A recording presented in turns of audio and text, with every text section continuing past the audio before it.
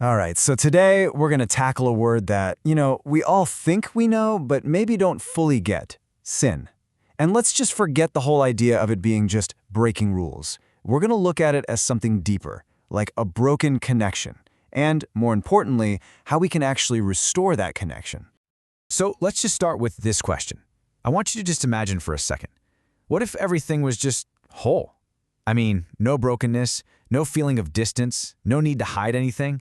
That right there, that's the starting point for this whole story. Okay, so before we can even get into what was broken, we've got to look at how it was all designed to be in the first place. And it all started with a perfect relationship. You see, this is what that original state looked like. And the source material is really clear about this. It wasn't about religion. It wasn't about going through the motions. It was purely 100% about relationship. Just an open, trusting fellowship where everything felt right because it was all rooted in love. So, you gotta ask, right? If everything was so perfect, what on earth went wrong? Well, that brings us to our next part: how it all changed. And this is important. It wasn't just a simple mistake. It was a fundamental breach, a real break in that relationship. And the source really hones in on the why here. It wasn't just that they ate something they weren't supposed to. No, it was way deeper. It was about consciously choosing to believe a lie over the truth they already knew. And in that single moment, bam, their eyes were opened and they were suddenly living in this brand new reality filled with fear and shame. You see, this wasn't some sudden accident. It was a clear progression, a series of steps.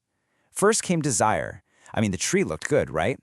That desire then opened the door for deception, this idea, this lie that God was holding out on them.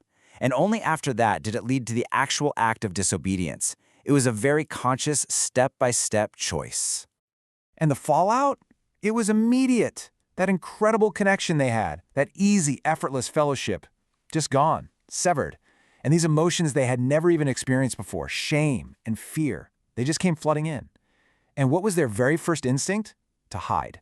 To hide from the very one they used to walk with. Think about that for a second. Now, to help us understand this better, the source brings up a really powerful metaphor from the original Hebrew. The word is hatah, and what's so interesting is that it's actually an archery term. It literally means to miss the mark. So you see, sin isn't always about some big active evil. A lot of the time, it's simply about falling short of the target, missing the standard that God intended. So, this idea of missing the mark, it has a huge consequence. And that brings us to our third section here, the great separation. This is where we really see why this whole concept of sin matters so much. This verse from Isaiah is so key to understanding this. It explains that the separation, it doesn't happen because God just stops loving us. That's not it at all. It happens because God is holy. He's perfect and pure. And because of that, sin just can't exist in His presence. It's like oil and water. It creates this divide that's, it's unavoidable. And this is where it gets really personal, because this isn't just some ancient story about two people in a garden. This verse from Romans basically makes it universal. It says that every single one of us has felt this separation, that we've all fallen short of that perfect mark at some point. Okay, so how does this whole dynamic play out in our lives today? Well, that leads us right into part 4, sin's false promises. Because the crazy thing is, that core deception from way back in the garden, it's the exact same one we're all still facing. This right here, this is the ultimate bait and switch. It's like sin has this incredible marketing department. It promises pleasure, but what you actually get is bondage. It dangles freedom in front of you, but the end result is just chains. It promises you life, but the final paycheck, it's death. And these effects, they're not contained in some neat little box. Oh no, they ripple out and touch every single part of our lives.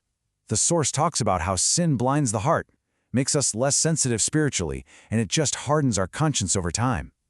It's the reason peace can so easily get replaced by anxiety, and it's how that foundation of trust in our most important relationships starts to crumble. But, and this is a huge but, this brokenness is not the end of the story, not even close. And that brings us to the most important, most crucial section of all, the bridge to restoration. Right from the very beginning, God's immediate response wasn't anger, it was mercy. Think about it. Even while Adam and Eve were hiding in shame, God came looking for them. He sought them out and He clothed them. That first act, it was actually foreshadowing a permanent solution He was already putting into motion. In this verse, it just perfectly sums up the problem and the solution side by side. On one hand, yes, there is a consequence, a wage that gets paid for missing the mark. But the verse doesn't end there, which is amazing. It pivots straight to the solution. And it's not something you earn, it's a gift.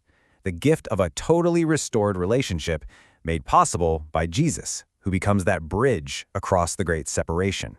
So if you boil this entire story down, it really comes to this powerful summary.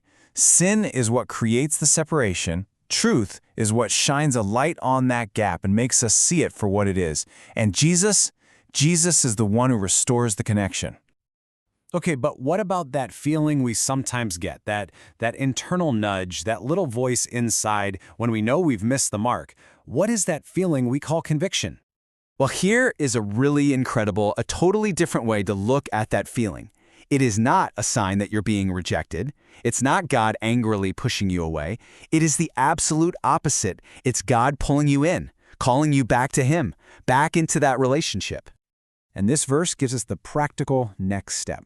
The path back to that restoration is actually really simple. Confession, which is just a fancy word for agreeing with God about where we miss the mark. And the promise that follows is huge. He is faithful to not only forgive us, but to cleanse us. So we're going to end with this thought. If that feeling of conviction really isn't God pushing you away, but pulling you back, what is He pulling you toward? Is it toward wholeness? Maybe toward real freedom? Or maybe it's toward the kind of relationship that existed way back in the very beginning. That's definitely something to think about.